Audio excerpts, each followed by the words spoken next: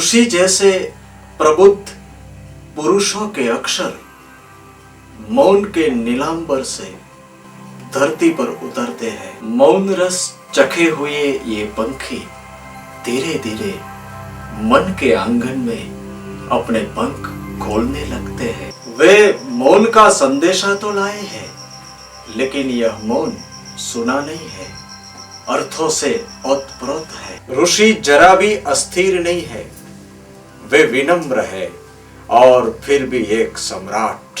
उनकी शिशु सुलभ निर्दोषता तथा अति संवेदनशीलता हमें स्पर्शती है।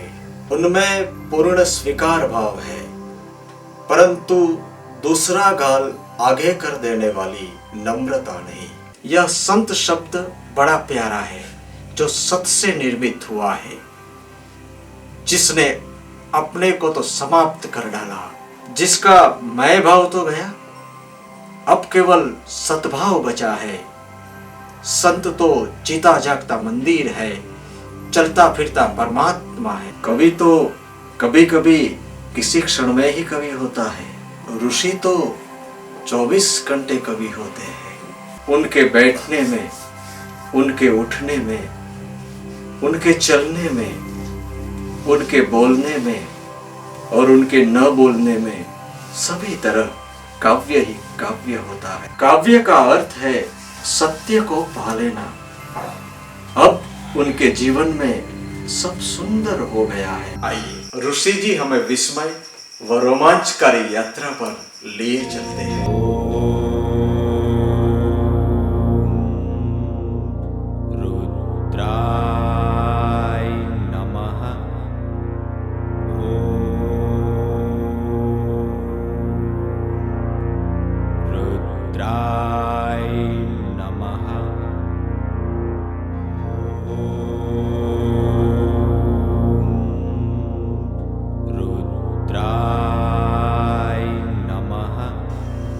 प्रिय आत्मन, सुन सको तो सुनो, पुकारूंगा और चला जाऊंगा। पीड़ा थोड़ी बढ़े तो चिंतित मत होना। चक्र सक्रिय होते हैं तो पीड़ा होती है। पीड़ा के कारण ध्यान को शिथिल न करना। वस्तुतः तो चक्रों पर पीड़ा शुभ लक्षण है, और जैसे ही अनादि काल से सुषुप्त चक्र पूर्ण रूपेण सक्रिय हो उठेंगे, वैसे ही पीड़ा शांत हो जाएगी। चक्रों की पीड़ा प्रसव पीड़ा है, तेरा ही नया जन्म होने को है। सौभाग्यमान और अनुग्रहित हो, क्योंकि स्वयं के जन को देखने से बड़ा और कोई सौभाग्य नहीं है। प्रिय आत्मन, मैं एक अभिनव बात कह रहा हूं, जो सदियों पहले कही जानी चाहिए थी, नहीं कही गई। जो मैं कहने जा रहा हूं, मैं भौतिकता और धर्म के बीच समन्वय का सेतु बना रहा हूं। प्रिय आत्मन, जिंदगी को सब लोग अपने अपने नजरिए से देखते हैं, अपनी अपनी शैली में जीते हैं, मगर एक बात सब में समान है, सभी उसे सार्थक करना चाहते हैं। हो सकता है इच्छाएं और महत्वाकांक्षाएं सफलता की सबसे बड़ी प्रेरक हो, लेकिन सच्ची सफलता वही कहलाती है जो हमें संतोष दे, समाज को समृद्ध करे। कहते हैं दुनिया बदल रही है, जीवन शैली बदल रही है, हर चीज की रफ्तार तेज हो गई है, दिलचस्पियां भी तेजी से अपना रंग बदल रही है। इस सब के बावजूद जीवन को समृद्ध करने की चाह का मूल तत्व तो एक ही होता है, विचार और संघर्ष दोनों ही मानवीय मूल्य इसी मूल तत्व से आगे बढ़ते हैं। प्रिय आत्मन, जीवन को एक कला समझो और कला की यही कुंजी है। रातों को दिन बनाओ, अंधेरे में दिए जलाओ, शोरगुल में भी संगीत खोजो, और तब तुम मिट्टी भी छुओ तो सोना हो जाएगी, और जहर तुम्हारे पास जैसे जैसे आएगा वैसे वैसे अमृत होने लगेगा। तुम्हारे भीतर पहुंचते पहुंचते अमृत हो जाएगा। प्रिय आत्मन, लीला का अर्थ होता है तुम जीवन को समस्त दृष्टिकोणों से देखो। तब यहाँ कुछ भी गलत नहीं है। एक विराट खेल है, कोई हारता कोई जीतता। तुम कहते हो क्या हार भी खेल का हिस्सा है? तो ऐसा कोई खेल बता सकते हो जिसमें जीत ही जीत हो? हार हो ही नहीं तो खेल कैसे होगा? प्रिय आत्मन, सभी पत्थर एक जैसे हैं, लेकिन एक कारीगर एक पत्थर को उठा लेता है और छैनी से, हथौड़ी से उसको तोड़ने लगता है, किनारे गिराने लगता है। धीरे धीरे उस पत्थर से एक खूबसूरत मूर्ति निखर आती है। सबकी जिंदगी एक पत्थर की भांति है, लेकिन जो अपनी जिंदगी पर कारीगर बन जाता है और छैनी उठाकर तोड़ने लगता है, जो गलत है उसे अलग करने लगता है और जो ठीक है उसे विकसित करने लगता है, धीरे धीरे उसका जीवन एक मूर्ति बन जाता है। और उसको बना लेने की व्यवस्था को ही मैंने जीवन की कला कहा है।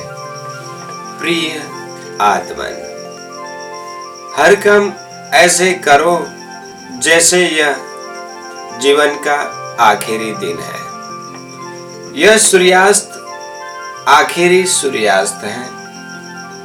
अब कोई सूर्यास्त नहीं होगा, कोई कल नहीं है, बस आज सब समाप्त है।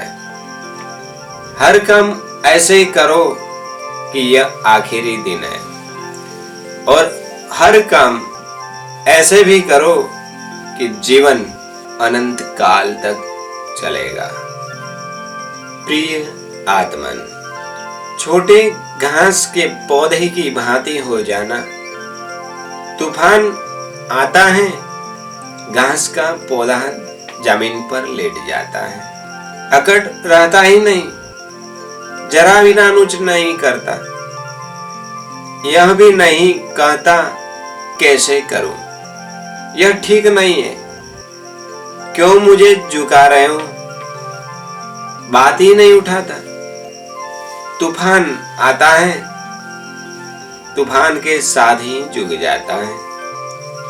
तूफान बाएं बह रहा हो तो बाएं, तूफान दाएं तो दाएं, दक्षिण तो दक्षिण, उत्तर तो उत्तर। तूफान जहां जा रहा हो, घास का छोटा पौधा तूफान के साथ मैत्री कर लेता है, सहयोग कर लेता है, तूफान के विरोध में खड़ा नहीं होता, तूफान की धारा में बह जाता है। और जिस घास के पौधे ने तूफान में बहने की कला जान ली, वह तूफान पर सवार हो गया, उसे तूफान मिटा न सकेगा। प्रिय आत्मन, समझदार हारता चला जाता है, समझदार अपने को अस्तित्व के विपरीत खड़ा नहीं करता, वह धारा के विपरीत नहीं बहता। जिस तरफ नदी बहती है उसी तरफ बहता है, और जिसने धारा के साथ बहना सीख लिया उसकी शक्ति नष्ट नहीं होती। प्रिय आत्मन, हवाओं में वही बहता है, फूलों में वही खिलता है, चांद तारों में उसी की रोशनी है, झरनों में उसी का नाद है। मैं बोलता हूँ तो वही बोलता है, तुम सुनते हो तो वही सुनता है, उसके अतिरिक्त कुछ और नहीं। प्रिय आत्मन, तुम छोटी छोटी समस्याओं को भी बड़ा बना लेते हो, क्योंकि तुम्हारा अहंकार हर चीज को बड़ा बनाने में कुशल हो गया है। छोटी छोटी बातें मानता ही नहीं, फोड़ा फूंसी हो जाए तुम कैंसर की बात शुरू कर देते हो। तुम्हारा अहंकार मानता ही नहीं कि तुम जैसे महापुरुष को फोड़ा फूंसी हो सकता है। प्रिय आत्मन, ओरिजिनल यह नहीं जो अभी है, यह नहीं जो कल था, यह नहीं जो परसों था, ओरिजिनल जो जन्म के पहले था।